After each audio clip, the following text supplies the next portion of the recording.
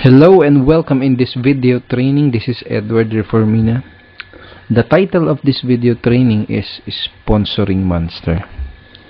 I'm so excited na i-share sa iyo yung mga pag-uusapan natin dito sa video training nito because I believe na this information is life-changing in terms of your business. So bakit ko nasasabi to? Kasi parang it's like a turning point para sa network marketing career ko. Since nung nalaman ko yung mga information na pag-uusapan natin dito sa video training na to, bilang nagbago yung takbo ng business ko since nung nalaman ko yung mga information na to na i-share ko sa iyo dito sa video na to. Kung dati na sobrang hirap na hirap ako sa business ko, dati na wala talagang resulta, sobrang hirap. Pagkatapos ko nalaman tong mga information na to, bigla nagbago, Kaya I hope and I know na makakatulong din sa iyo itong mga information na to once na i-apply mo siya sa business mo. And I want to gusto kong mag-request sa iyo na ngayon napapanoorin mo tong training na to. Gusto kong mag-focus ka muna for a couple of minutes. Kalimutan mo muna yung ibang ginagawa mo. Kung nakabukas yung Facebook account mo, isara mo muna yan. Okay? Kung may ibang website na nakabukas yan sa browser, isara mo muna yan lahat. Kung nagpapatugtog ka, isara mo muna lahat yan. Because I need you to pay close attention dito sa mga sasabihin ko dahil napaka-importante na maunawaan mo maigi itong mga information na to. Okay, without further ado, simulan na natin. Okay. Ngayon, may ipapakita ko sa yung mga words.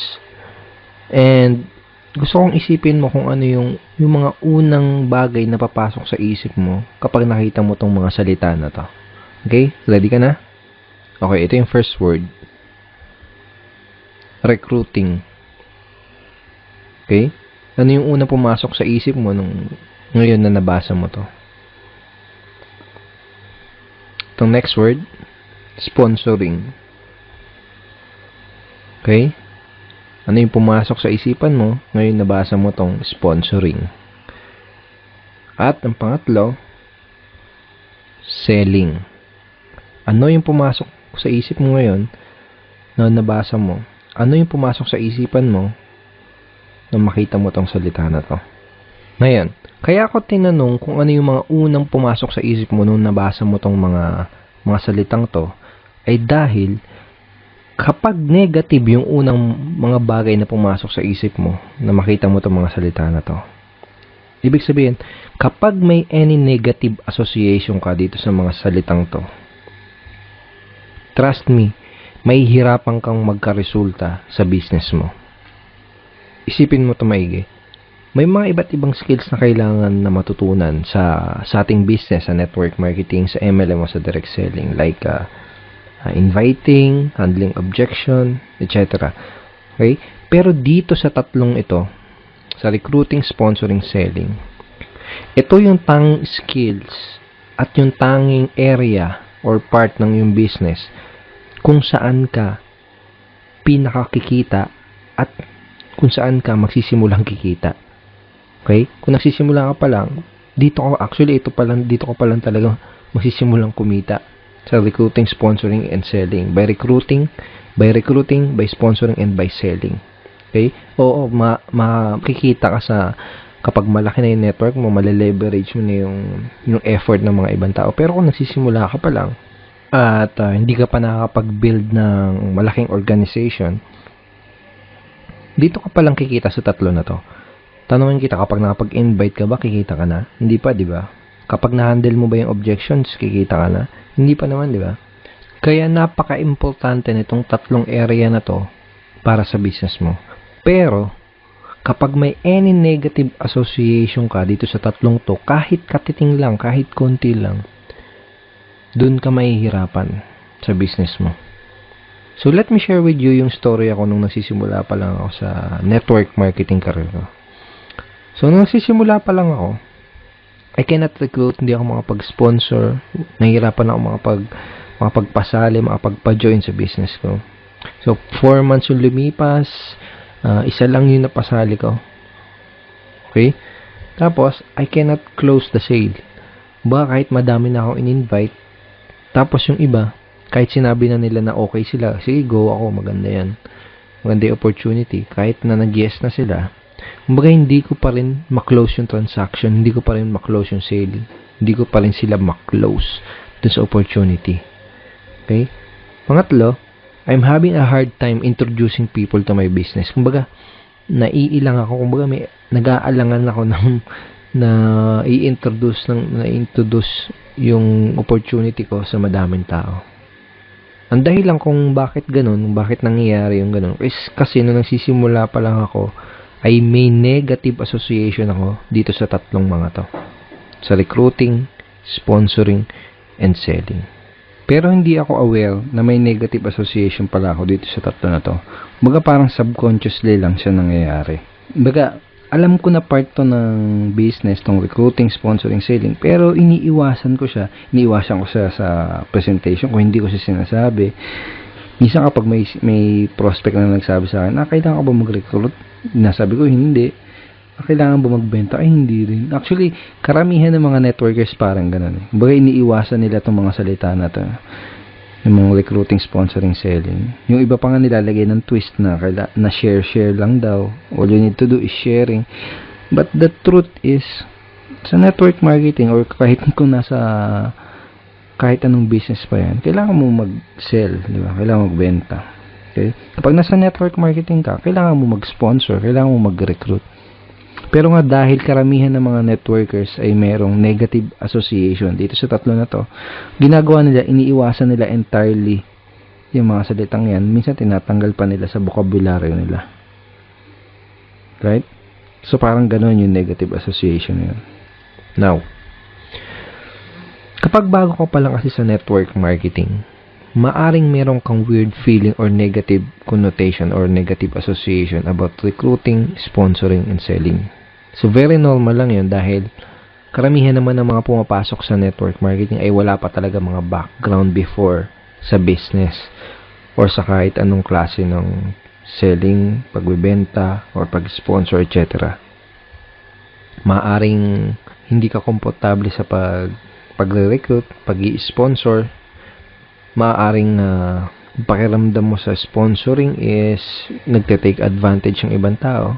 Maaring ang feeling mo kapag may nire-recruit ka is take advantage mo sila. Posible din kasi na may past experience ka kung saan may nakilala kang tao tapos sinubukan ka niyang bentahan, sinubukan ka niyang recruitin. So, siguro nakita mo na pinipilit ka niya, parang ganon. Tapos tumatak sa isip mo na ganon yung selling, sponsoring, or recruiting. Posible yung ganon. Okay? Maaring kapag pinipresentan mo sila, feeling mo, minamanipulate mo sila. May parang subconsciously, may ganon pumapasok sa'yo, sa isipan mo. And maaari din na iniisip mo na kung ano yung sasabihin ng mga ibang tao sa'yo kapag binibentahan mo sila or kapag sinusubukan mo silang ma-sponsor or ma-close sa business mo. Ito yung mga negative things na pwedeng ma-associate dito sa tatlong ito. At gaya nga ng sabi ko, kapag may kahit kaunting negative association ka dito sa tatlo na to, mahihirapan ka sa business mo. So, balik ulit tayo doon sa nagsisimula pa lang ako sa network marketing. Dahil nga nasabi ko, nahirapan ako makapag-sponsor, nahirapan ako makapag-recruit, hindi umuusad yung business ko. Pero, nagbago ang lahat ng yun dahil na-realize ko na ang kailangan ko lang palang gawin ay ibahin ang mindset ko towards dito sa tatlo na to. Towards dito sa recruiting, sponsoring, and selling. Kailangan lang pala ay magkaroon ako ng kaunting mind shift towards dito sa tatlo na to. Pagkatapos kong gawin yung mind shift na yun, pagkatapos kong ibahin yung mindset doon sa tatlo na yun, ito yung nangyari sa akin.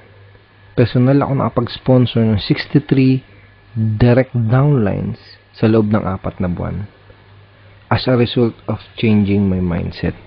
Okay? So, I'm not saying na ito lang yung ginawa ko, pero ito yung isa sa pinaka naging susi para ma-achieve ko ito.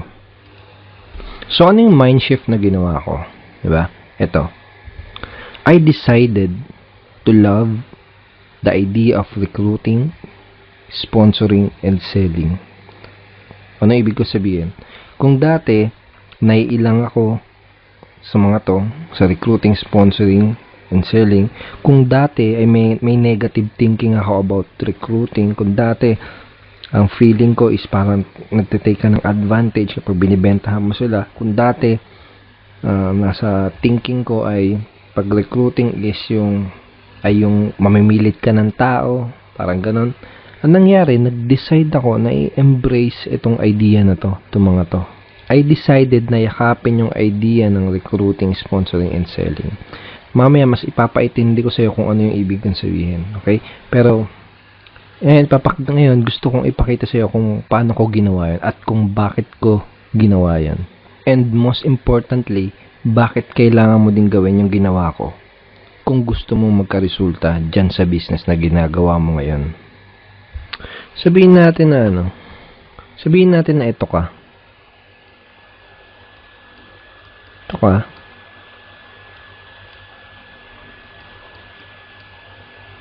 At ngayon, meron kang opportunity na pinopromote.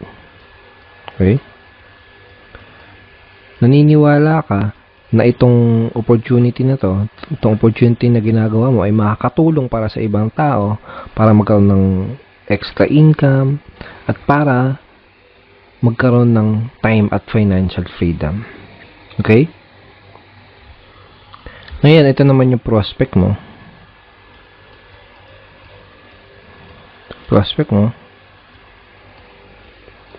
Pwedeng kaibigan mo siya, pwedeng kakilala mo, or pwedeng kamag-anak mo. Okay? Ngayon, tanong. Kapag sinabihan mo ba tong tao na to na may opportunity ka, sinabihan mo siya, parang magic ba na maglalabas na lang siya ng pera agad? For example, sabi mo, may business ako. Sali ka naman. Parang magic ba na maglalabas agad yan ng pera? Dudukot ba kagad yan sa bulsa niya o sa pitakan niya para sumali? Hindi naman, di ba? Bakit? Kasi itong prospect mo na to, madami ang iniisip. Araw-araw madami ang iniisip. Iniisip niya kung paano siya makakabayad ng bahay niya kada buwan. Iniisip niya kung paano siya maglalagay ng pagkain sa pagkainan nila araw-araw. Iniisip niya kung paano niya mapagtatapos yung anak niya. Iniisip niya kung paano niya mababayaran yung mga utang niya. Iniisip niya kung paano niya mapapasaya yung asawa niya. Okay? Asawa niya yan. Madaming iniisip tong prospect mo. At ang huling bagay na iisipin niyan ay maglabas ng pera. Ngayon ikaw, ginagawa mo yung business mo dahil syempre, gusto mo kumita. Pero, syempre, gusto mo din matulungan itong prospect mo. Dahil naniniwala ka na itong business mo ay makakatulong dito sa prospect mo na makabayad sa bahay niya, makabili ng pagkain, alam mo yun, makabayad sa utang, makuha yung mga gusto niya. Kumbaga, naniniwala ka na itong business opportunity mo ay makakatulong para dito sa prospect mo para masolusyonan yung mga problema niya. Tsaka para makuha niya yung mga gusto niya sa buhay. Pero bago mo magawa yun, kailangan mo ma-realize na dito sa gitna nyo,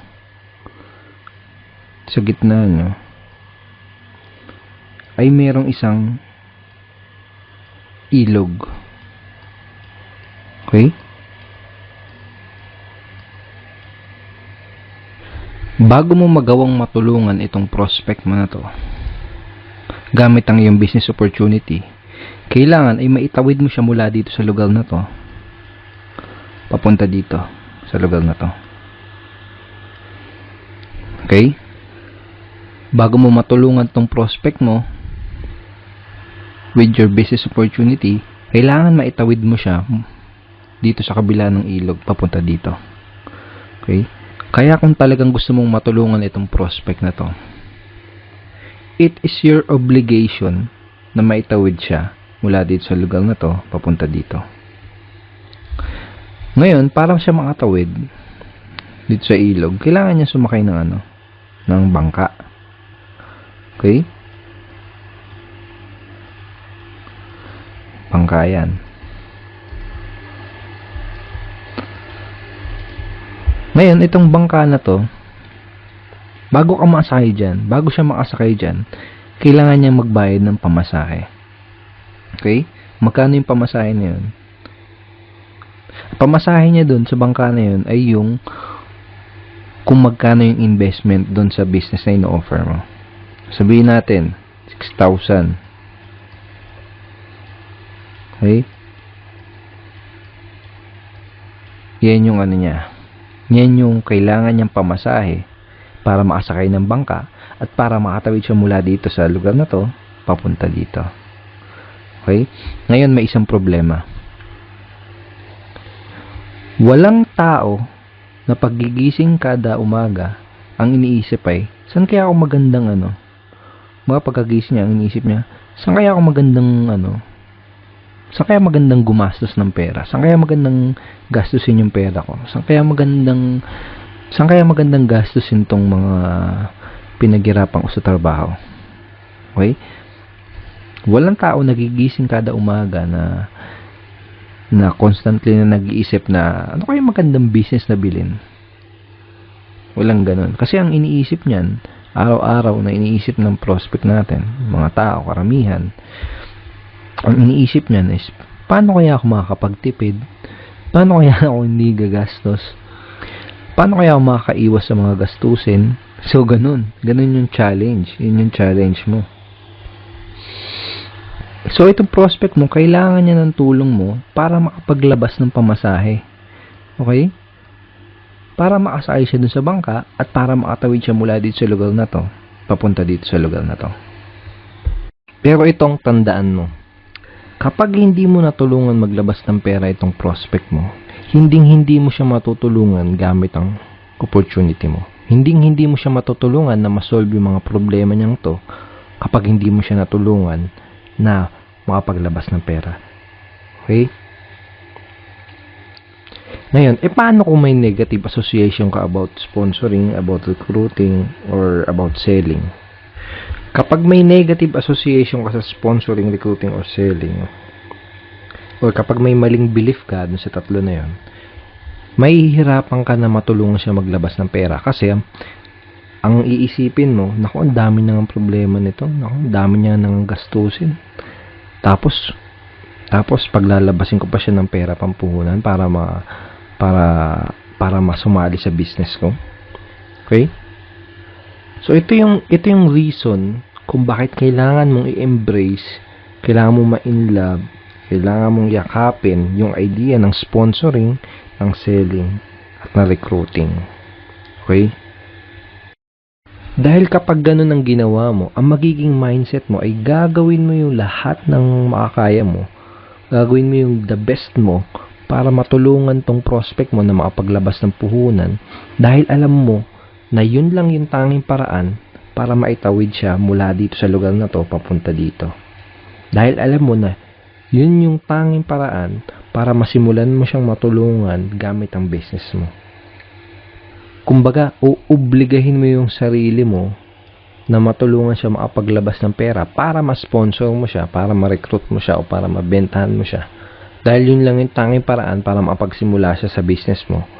Dahil kung hindi siya makapagsimula sa business mo, hindi mo siya matutulungan. Okay? Ito yung mindset, ito yung mind shift na kailangan mong gawin kung gusto mong mapadali ang pag-sponsor at pag-recruit mo. Okay? Ito yung mind shift na ginawa ko. Kaya hindi ako nahihirapan makapag-sponsor at makapag-recruit sa business ko. Dahil alam ko sa sarili ko na ginagawa ko lahat para tulungan yung prospect ko na makapaglabas ng pang-invest, makapag-start sa business. Dahil alam ko na yun lang yung paraan para matulungan ko siya. Okay? Sabi ko nga sa'yo yung mga prospect natin, they need help para makapaglabas ng pera. They need help para makapag-start ng business. Alright? Ganito yung mind shift na kailangan mong gawin kung gusto mo talaga mapadali yung pagre-recruit mo at yung pag-sponsor mo. Ganito yung mind shift na kailangan mong gawin kung gusto mo talagang makatulong sa ibang tao. If you are operating in this level of mindset, sponsoring new downlines will become much more easy. Kapag ganito yung mindset mo, kagaya yung sinabi ko sa'yo na ang goal mo is matulungan yung prospect mo na makapag-invest, makapag-start dahil yun lang yung paraan na matutulungan mo siya. Kapag ganun yung mindset mo, level na mindset mo, napakadali nung pag-sponsor kasi wala nang hesitation Wala hesitation sa part mo. But, if you have any feeling of discomfort about recruiting, sponsoring, and selling, meaning kapag may negative beliefs ka, kapag nag-aalangan ka, pag may negative association ka about sponsoring, recruiting, and selling, mahihirapan ka talaga sa business mo dahil ang feeling mo ay pinipilit mo sila, take advantage mo sila, o pino-convince mo sila. Mahihirapan ka sa business mo dahil ang iisipin mo, take advantage mo yung tao, or nag-offer ka sa kanila ng product na mediocre, okay? Nag-offer ka ng product na hindi ganun ka-valuable. Mahihirapan ka talaga sa business mo. Mahihirapan ka, trust me. So ngayon, pag-usapan natin kung paano mo matutulungang maitawid yung prospect mo mula do sa kabila ng ilog papunta do sa kabila. Sa madaling salita, paano mo matutulungan yung prospect mo na makapag-start sa business mo? Paano mo siya matutulungan na makapaglabas ng puhunan or ng pang-invest dun sa business mo para masimulan mo siya matulungan gamit ang business opportunity mo. Okay? So, sabihin natin ganito yung scenario. Sabihin natin na explainan mo na yung prospect mo, na presentan mo na siya ng kung ano yung opportunity mo, nasabi mo na sa kanya, and na-handle mo na yung objection niya. Tapos, sabi ng prospect mo, oo, pero umaga may kasunod yung oo nila, yung yes nila may kasunod. Okay, so madalas ganito, oo, maganda, gusto ko yan, pero dun yung pero pero wala akong pera. Okay, isa naman ganito, oo, maganda, okay sa akin yan, pero next month na or next week, ganyan. So ngayon, ito yung pwede mo mga isagot para madali mong matulungan yung prospect mo na makapag-take agad ng action at matulungan mo kagad siya matawid dun sa ilog. Okay? So, ito. For example, sinabi ng prospect mo na maganda pero wala akong pera. Ito yung pwede mo sabihin. Walang problema kung wala kang pera. Ang gusto kong malaman ay kung meron kang nakitang mga benefits sa opportunity na to na makakatulong sa'yo. Meron ba? Okay, so sasagot ng prospect mo, meron. Okay, sabihin mo, ano-ano yung mga benefits na yun. Kung bakit, tanong mo sa kanya, hayaan mo siya na siya yung magsabi kung ano yung mga benefits na nakuha, na nakikita niya, na makukuha niya doon sa opportunity mo. Okay? And then, pakinggan mo na maigi kung ano yung mga sasabihin niya, and tandaan mo kung ano yung mga sasabihin niya benefits na yun. Tapos, pagkatapos niya magsalita, ito yung sasabihin mo, okay, importante ba sa'yo na, okay, kung ano sa tingin mo yung pinakamalaking benefits na na makukuha niya doon sa opportunity, tanong mo sa kanya kung importante ba sa kanya yon. Okay, sasabihin ng prospect mo, oo. Okay, tapos ito yung mga next question na pwede mong itanong sa prospect mo para para matulungan mo siya makapag-take ng action kaagad. Okay, ito yung isang question, kailan ka magkakapera? Kailan ka magkakaroon ng pera? Okay, sa tingin mo, kailan ka makakapag-raise ng pang-invest? So, simple lang, di ba? O kaya, anong naiisip mong paraan? Paano ka magkakapera?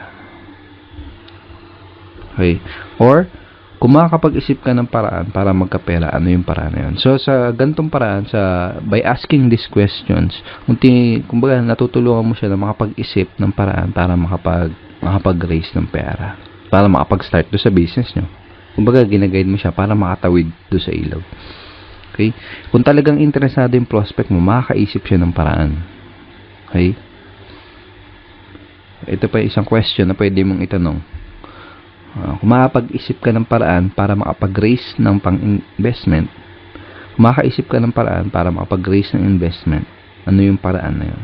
So, ito yung mga questions na pwede mong gamitin para ma-guide mo yung prospect mo kung paano siya makakapag-raise ng puhunan. Okay? So, ito naman yung isang example kanina. Okay, isang next example. Sabihin natin, sinabi ng prospect mo na, okay, nagustuhan ko, pero next month na, kaya next week na. Kumbaga, may delayed, gusto pa nilang i-delay yung decision nila. Okay, so ito yung pwede mong sabihin para magawa mo na yung prospect mo is makapag-decide kaagad, na mag-take ng action.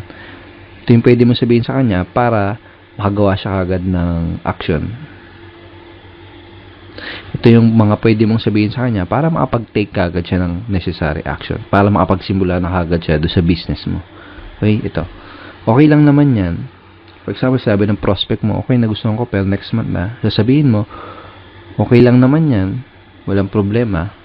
Pero tatanungin kita, anong pinagkaiba kung magsisimula ka sa isang buwan at kung magsisimula ka ngayon? Okay, tapos, bakit mo pagugustuhin na i-delay ang pagsali mo kung ngayon pa lang ay pwede mo na simulan na ma-experience yung mga benefits na makukuha mo mula sa opportunity na to? Okay? Ano yung pumipigil sa'yo para makagawa ng action na yun? Kumbaga, minsan kasi may mga minor objections pang natitira yung prospect mo na baka kailangan mo lang masagot para makapag-take na agad siya ng action. Okay? Okay, so, and then kapag sinabi mo din to sa prospect mo,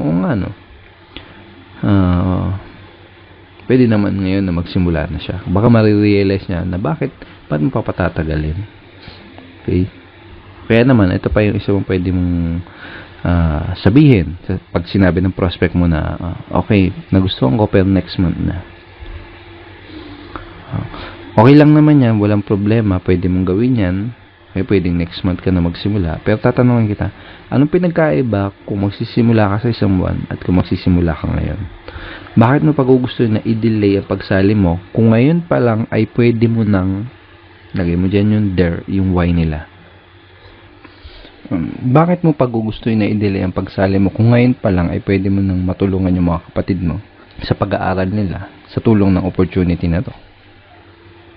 Bakit mo pagugustuhin na i-delay ang pagsali mo kung ngayon pa lang ay pwede ka nang kumita ng extra income para may pandagdag kang gastusin sa inyo sa tulong ng opportunity na to? So, parang ganun. Lalagay mo lang dyan yung reason why nila. Okay? And tanongin mo ulit, ano yung pumipigil sa'yo para makagawa ng action ngayong araw na to? Alright? So, ito yung mga question na pwede nating itanong sa mga prospects natin para matulungan kaagad natin sila na makagawa kaagad ng action. Ito yung mga question na pwede mong itanong para matulungan mo yung mga prospect mo para maitawid mo sila mula dito papunta dito. So, I hope na gets mo yung idea kung bakit napaka-importante na magawa mo din itong mind shift na to. Kung bakit kailangan mong i-embrace yung sponsoring, recruiting, and selling.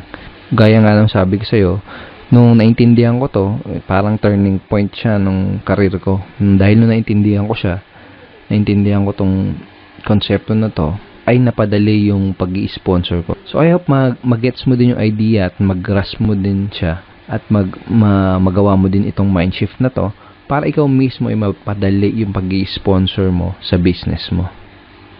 Okay, so this time may gusto kong ipabasa sa'yo. So, kung basahin mo to. Starting today, I am going to love recruiting, sponsoring, and selling. Okay? Simula ngayong araw na to, i-embrace ko tong idea ng recruiting, sponsoring, and selling. Tatanggalin ko lahat ng mga negative association dating pinaniniwalaan ko about dito sa mga to. Kung talagang seryoso kung matulungan yung mga prospect ko, kailangan ay mainlove ako o yakapin ko itong mga idea na to. Okay? Kailangan yung mind shift ko. Kung mayroon man akong negative association sa mga bagay na to, recruiting, sponsoring, and selling, kailangan kong, dahil ang tanging paraan para matulungan ko ang prospect ko gamit ang aking opportunity ay ma-recruit muna sila, ma-sponsor muna sila, o mabentahan muna sila. Okay? Starting today, I am going to love recruiting, sponsoring, and selling. So thank you so much for watching this video. I hope marami ka natutunan, and I hope na i-embrace mo tong mind shift na to. And I wish you all the best sa business mo. Good luck to you and have a beautiful day and be unstoppable.